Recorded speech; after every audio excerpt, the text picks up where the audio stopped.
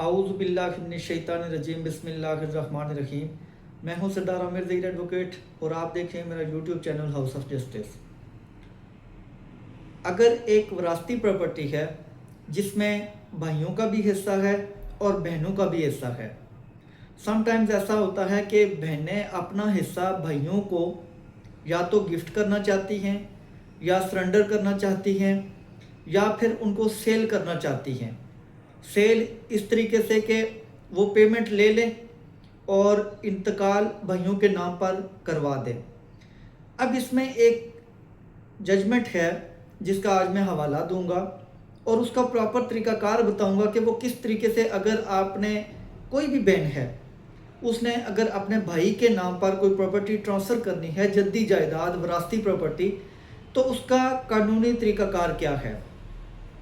کیونکہ دیکھنے میں یہ آتا ہے کہ لوگ اس طرح کرتے ہیں کہ بہنوں کو ان کے نام پر انتقال ہی نہیں کرواتے۔ والد صاحب کے نام پراپرٹی تھی، ان کی ڈیتھ ہوئی تو والد صاحب کی ڈیتھ کے بعد ڈائریکٹ صرف بھائیوں کے نام پر پراپرٹی ٹرانسفر ہو گئی، بہنوں کے نام پر انتقال بھی نہیں ہوا، انہوں نے پیسے لے لیے اور ڈائریکٹ پراپرٹی ساری بھائیوں کے نام پر ٹرانسفر ہو گئی۔ تو اس کے کچھ لیگلی جو بھائیوں پر جنہوں نے وہ پراپرٹی خرید لی تھی ان کے لیے کچھ نقصانات بھی ہو سکتے ہیں۔ تو اس کا پراپر طریقہ کار جو ہے وہ لیگلی، جس سے بھائیوں کی اگر واقعی انہوں نے پیمنٹ کی ہے تو ان کی بھی سیفٹی ہو جاتی ہے، اور اگر بہنوں نے واقعی اپنی پراپرٹی اس میں سے حصہ نہیں لیا تو ان کے لیے بھی ایک بہتر طریقہ کار موجود ہے۔ فار ایگزامپل، ایک بندے کی ڈیتھ ہو گئی، اس کے نام پر 1 کنال مکان تھا، اس کے 2 بیٹے 2 بیٹیاں ہیں۔ جیسے ہی اس کی ڈیتھ ہوئی، جو ایک پراپر طریقہ کار ہے وہ یہ ہے کہ سب سے پہلے وراثت نامہ بنوایا جائے، اس مرنے والے شخص کے جتنے لیگل ایئرس ہیں، بیٹے اور بیٹیاں، اگر اس کی بیوہ بھی موجود ہے تو اس کا نام بھی وراثت نامہ میں لکھا جائے گا، تو سب کے نام پر سب سے پہلے وراثتی انتقال کروایا جائے۔ اس کے بعد اگر کسی بھائی نے اپنی بہن کا حصہ خریدنا ہے یا بہن نے اپنے بھائی کو اباح کرنا ہے تو پہلے وراثتی انتقال ہوگا، اس کے بعد جو بھی آپ نے لین دین کرنا ہے، پراپرٹی خریدنی ہے، پراپرٹی کا ہبہ کرنا ہے، سرنڈر کرنا ہے اپنا شیئر، تو پہلے انتقال کروا کے اس کے بعد آپ کسی کو بیچیں گے یا کسی کے نام پر ہبہ کروائیں گے۔ ڈائریکٹ آپ نے بغیر انتقال کروائے، بہنوں کے نام انتقال کروائے بغیر کبھی بھی کوئی بھائی وہ پراپرٹی اپنے نام ٹرانسفر نہ کروائے، ڈائریکٹ اپنے والد صاحب کے نام پر اپنے نام ٹرانسفر نہ کروائے۔ اس کی وجہ یہ ہوتی ہے کہ سم ٹائمز بہنیں بھی اس طرح کرتی ہیں کہ بھائی کے نام پراپرٹی ٹرانسفر کروا دی، پیمنٹ لے لی، لیکن بعد میں جا کے کورٹ میں اس انتقال کو چیلنج کر دیا کہ یہ جدی جائیداد تھی، ڈائریکٹ والد صاحب کے نام سے بیٹوں کے نام پر ہو گئی، جو بیٹیاں تھیں ان کو حصہ نہیں ملا۔ اس جب انتقال کو چیلنج کیا جائے گا تو چونکہ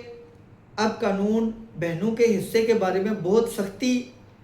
کر دی گئی ہے قانون میں، تو ڈیفینیٹلی وہ انتقال منسوخ ہو جائے گا۔ اگر کسی بھائی نے پیمنٹ کی ہے تو اس کا طریقہ کار یہ ہے کہ آپ بے شک پیمنٹ کرنی ہے، وہ حصہ خریدنا ہے تو خرید لیں، لیکن پہلے آپ اپنے والد صاحب کے نام جو پراپرٹی تھی اس کا وراثتی انتقال تمام لیگل ایئرز کے نام پر کروائیں۔ پھر اگر آپ نے خریدنی ہے تو بہن سے اگر آپ اپنا حصہ خرید رہے ہیں تو پراپر اس کی رجسٹری کروا لیں، ڈائریکٹ انتقال نہ کروائیں۔ آپ اس کی پہلے رجسٹری اپنے نام پر کروائیں، پھر اپنے نام پر انتقال کروائیں،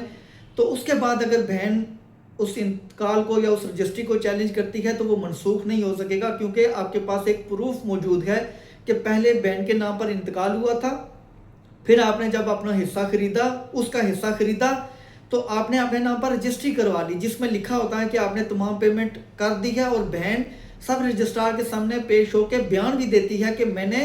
تمام پیمنٹ وصول کر لی ہے، قبضہ دے دیا ہے۔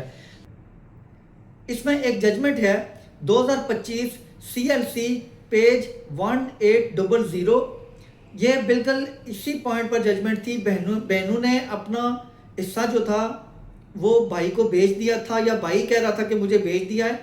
لیکن چونکہ وراثتی پراپرٹی تھی والد صاحب کے نام سے ڈائریکٹ बेटे के नाम पर ट्रांसफ़र हो गई, बहन के नाम पर उसका इंतकाल ही नहीं हुआ था, डायरेक्ट बहन का जो दूसरा भाई था उसके नाम पर वो इंतकाल हो गया। तो अदालत ने कहा कि चूंकि पहले जो लीगल एयर्स थे उनके नाम पर, सबके नाम पर इंतकाल होना चाहिए था, फिर अगर बेटे ने ख़रीदी थी तो वो अलग से उसका इंतकाल या रजिस्ट्री करवाता। ऐसा नहीं किया गया था, तो अदालत ने बहन को हिस्सा भी दे दिया, जायदाद में भी हिस्सा दे दिया। अब ये अलग बात है कि बहन ने अपना हिस्सा बेचा था या नहीं बेचा था, भाई झूठ बोल रहा था या बहन झूठ बोल रहा था, लेकिन कहने का मकसद ये है कि इस तरह की जो मिस्टेक लोग करते हैं तो वो इस तरह की मिस्टेक्स ना करें, एक प्रॉपर जो कानूनी तरीकाकार है उसको अडॉप्ट करें, ताकि उनके जो लॉस वगैरह बाद में होता है तो उससे बचत उनकी हो जाए। तो ये थी आज की वीडियो, उम्मीद है वीडियो पसंद आएगी। अगर वीडियो पसंद आई तो चैनल को सब्सक्राइब करना ना भूलिएगा। इसी के साथ इजाज़त चाहता हूँ, अपनी दुआ में याद रखिएगा। फ़ी अमानिल्लाह।